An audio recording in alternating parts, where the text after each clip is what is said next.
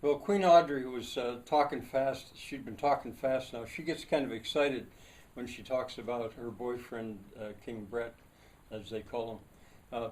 Yeah, King Burt. Uh, and anyway, she, but she paused for a second and she went over to the wall, and there was a tube there hanging in the wall, and with a kind of a mouthpiece on it, and she spoke into it. She said, "Are you up there? Are you up there, Joysy?" And uh, yeah, a voice came back down the tube and said, "Yeah, yeah, I'm up here." And uh, Audrey, Queenie, whatever, she said, "Hey, can you come down here? There's a couple of people here I'd really like you to meet." She's speaking into a tube. Uh, and anyway, what it was a speaking tube, and they had installed, well, King Burt had done it, actually, done the work.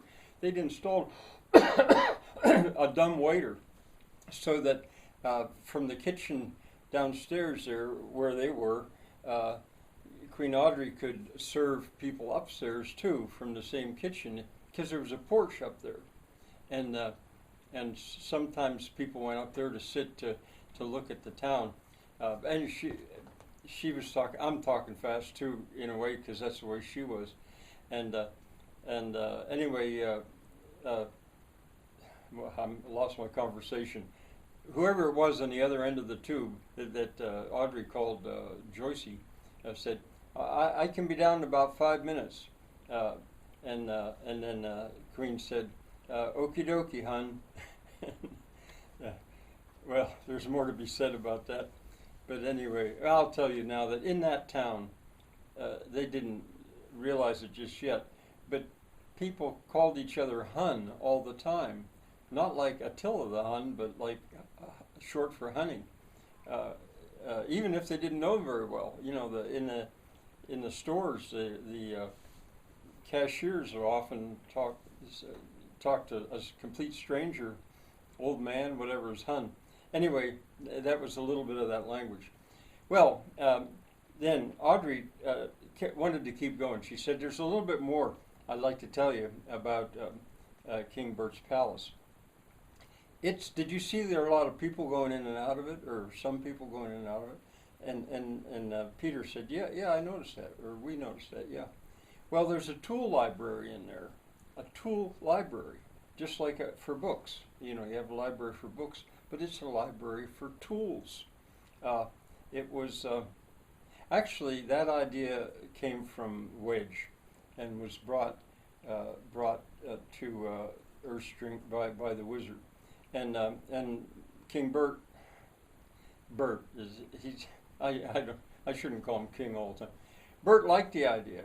He said, "Yeah, because," and he had shelving. Well, one of the reasons that Wedge had suggested this is because when they tore the old high school down, Wedge was at the auction, and he got these beautiful long boards that were shelving from, I don't know, I don't know if it was the custodian's room or what it was. Beautiful long, and he still had them.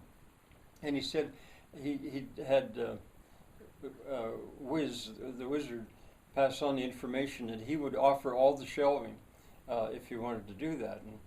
And Bert took him up on that. He took his truck out there and took a trailer because these were beautiful, and brought them back in.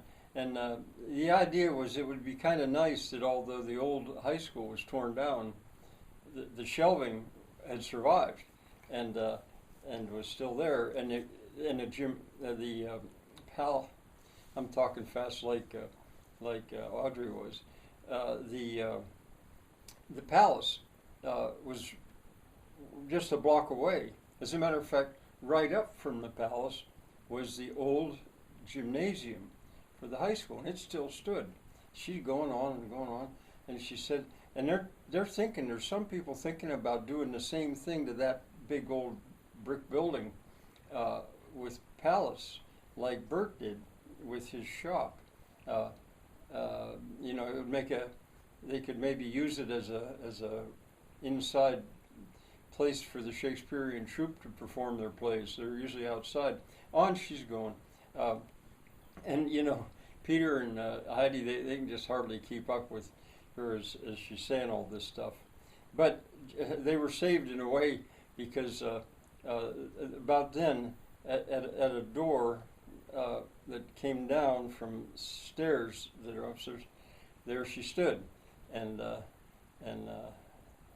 say she, well, Audrey slowed up now, and she said, "Let me present to you Violet Aelantair Wessex, also known as Joysy."